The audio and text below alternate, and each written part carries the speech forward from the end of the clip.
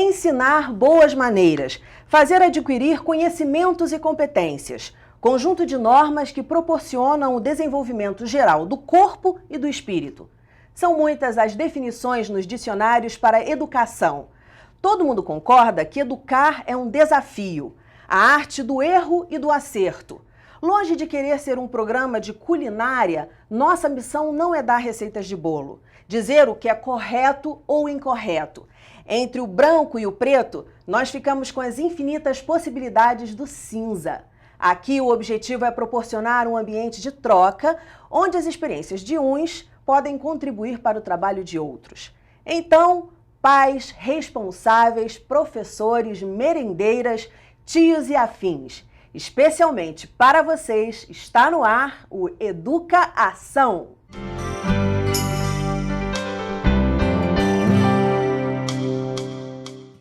O tema de hoje é o uso da tecnologia. Para falar sobre esse assunto, eu convidei a professora Juliana Oliveira e a psicóloga e fonoaudióloga Alcineia Trota. Muito bem-vindas ao programa, prazer em receber vocês aqui. Eu fui a uma escola e ouvi os alunos falarem a respeito do uso da tecnologia em sala de aula. Vamos conferir. A aula não fica chata, a gente presta mais atenção, fica animado, o conteúdo é mais fácil. Porque muita gente tem aquela, ir pra escola, não tá afim. Aí meio que incentiva mais os adolescentes, as crianças a terem vontade de ir pra escola. Tem algumas matérias que são difíceis de aprender e com a tecnologia em sala de aula ficam fáceis. A gente acha mais divertido e pelo também uso da gente assim, ver as coisas mais engraçadas, mais coloridas. A gente se esforça mais e fica mais alegre. A aula com tecnologia é super fefeira. Umas gracinhas. Professora Juliana, você acredita que o rendimento do aluno aumenta com o uso da tecnologia em sala de aula? Com certeza. Até porque um dos maiores desafios que os professores têm na atualidade é fazer com que os alunos se interessem em aprender. Eles vão cada vez mais desmotivados para a escola, né? Então, a tecnologia ela vai proporcionar que o aluno se desperte, né, não só para o conteúdo, mas para estar participando também na sala de aula com os colegas ou em casa, né, de todo o conteúdo virtual na sua vida, né? Então, e é importante também, que eu gostaria de frisar, é que a tecnologia por si só, ela não é uma varinha mágica. Ela não vai fazer com que o aluno, de uma hora para outra, aprenda todos os conteúdos, né? Mas é um recurso que, bem explorado, com planejamento, né, com o professor, pensando no que aquilo ele pode trabalhar além do próprio vídeo, do próprio game, porque passou um vídeo, mas se ele não colocar questões em cima daquele vídeo, se ele não fizer com que os alunos façam atividades em cima daquilo, ele vai ficar um conteúdo por si só. Sim, e não vai ser muito diferente que um livro didático. Né? Porque você tem que levar a criança à reflexão. Exatamente. Senão você vai ficar passando, ele vai ficar novamente o nosso método antigo da escola, que é só passar, a criança só ouvindo, tá, e aí? Eu preciso que esse aluno pense. Então você tem que fazer com que ele reflita, fazendo perguntas, trocando. Problematizando as questões que você está colocando nos vídeos, nos conteúdos. É né? como se tivesse, você tem uma batedeira, mas você tem que saber fazer o bolo, você tem que saber colocar as coisas no lugar certo, né? Primeiro manteiga e não sei o quê, e depois, né? Então você tem que saber utilizar, não é só meramente usar aquilo como entretenimento. E você novamente vai passar, você tem um fogão a lenha e um fogão elétrico, tá? E aí, como que usar? Tá, então o aluno tem que saber isso, que a gente tem que estar trabalhando com ele na sala de aula. Eu já tive colegas meus, professores, que falavam isso. Não, eu passo vídeo na sala, mas de qualquer forma eles não aprendem. Não, claro, você passou o vídeo, mas que atividade você fez em cima daquele vídeo? Que questões você problematizou em cima daquele conteúdo? Então não adianta. Não é uma varinha mágica e, como você falou, não é uma receita de bolo. Não é uma coisa que a gente vai usar e vai mudar de uma hora para outra, que vai dar certo.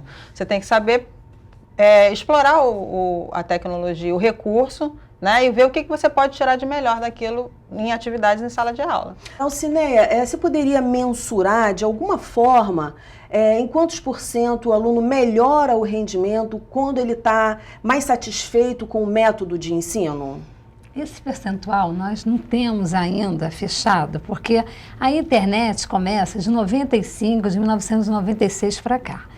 Então, nós estamos agora vendo isso. E as tá? escolas E mesmo as estão vendo escolas. recentemente isso, né? De uns anos para cá que a gente tem esse acesso, que a gente né? já tem acesso.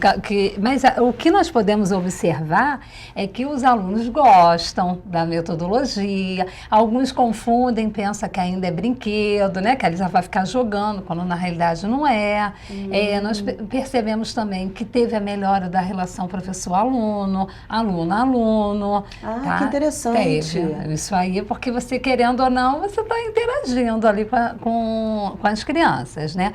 Então, assim, em percentual, do momento que eles gostam de ir para a sala, poxa, isso aí já é meio caminho andado, porque você sabe que essa criança está indo com vontade. Aquele método antigo de sentar, preste atenção. Quer dizer, eles não, ali é um mundo, né? A internet, ela faz com que a gente, não só o adolescente quanto o professor, só que tem um detalhe, o professor também está aprendendo junto. Porque para ele também é novo. Muitos professores não têm essa... Tem muitas dificuldades. Infelizmente, a gente ainda tem muitos professores com dificuldade. E as escolas também, às vezes, têm essa dificuldade de capacitar o professor. Né?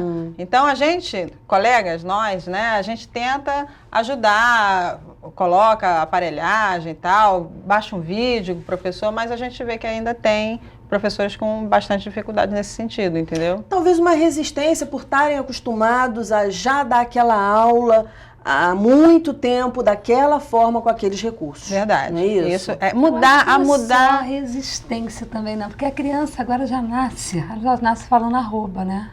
Não, mas eu digo para os professores, né? Mas os professores, os de 30 anos em diante, sim, mas os mais novos já nasceram agora no mundo. Mas ela está falando exatamente isso, o professor que já está acostumado com o trabalho, já tem aquela coisa, né? Já certinha, já montada, planejamento já mais ou menos... Né? Para se abrir para as novas tecnologias, eu acho que é difícil, sim.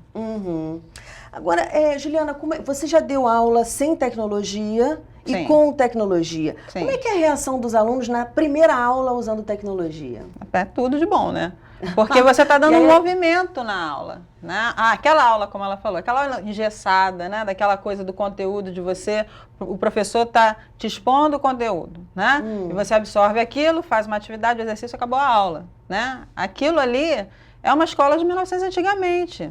A nossa vida, a nossa sociedade mudou. A gente, tudo a informação, a velocidade da informação é muito rápida. Você consegue saber em segundos uma coisa que aconteceu no Japão. Eu sempre falo isso para eles, a gente tem que estar sempre antenado. Porque a informação hoje é riqueza para a nossa vida. Te faz um diferencial, tanto no trabalho, quanto na escola, quanto em vários setores da sociedade. E na sala de aula também, porque você traz esse movimento, né? Mas é difícil. Por que eu te fiz essa pergunta?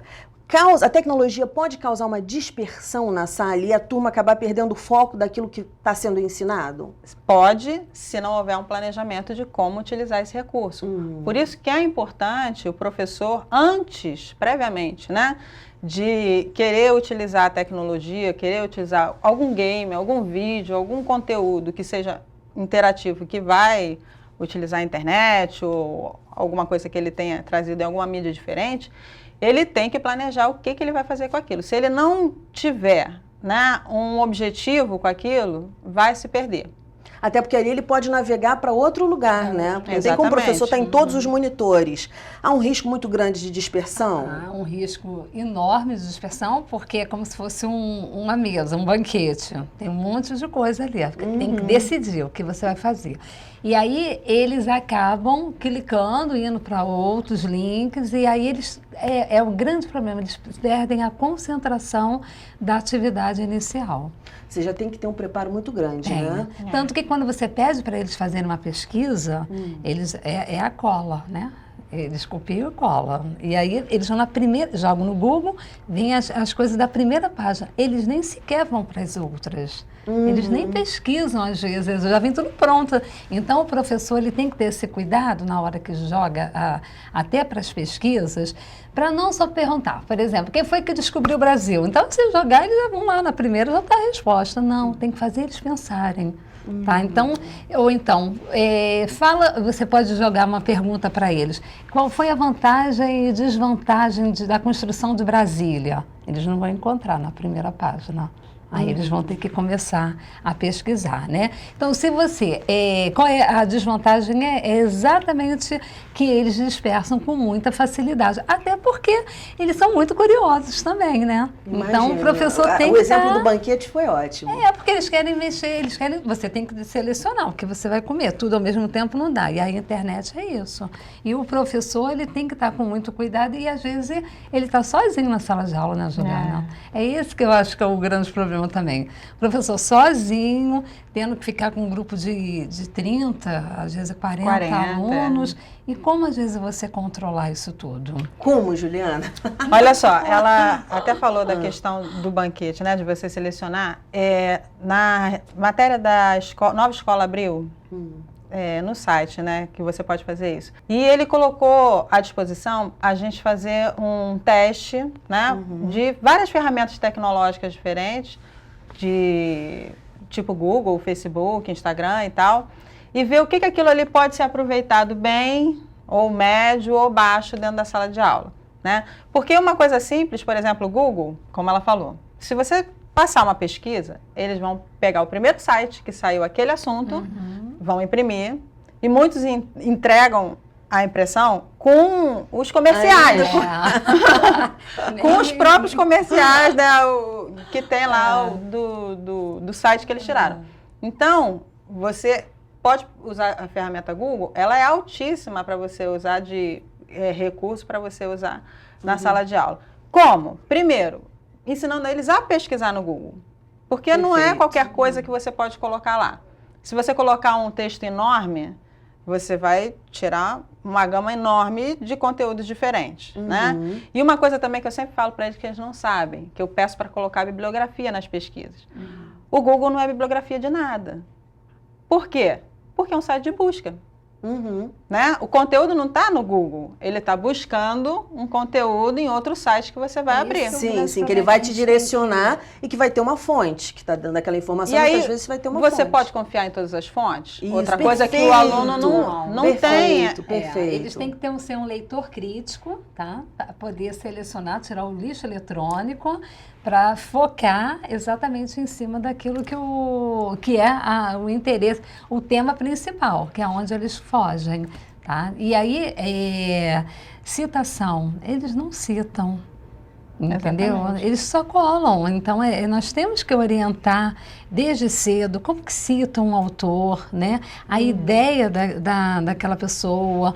E eles não ir para sites oficiais.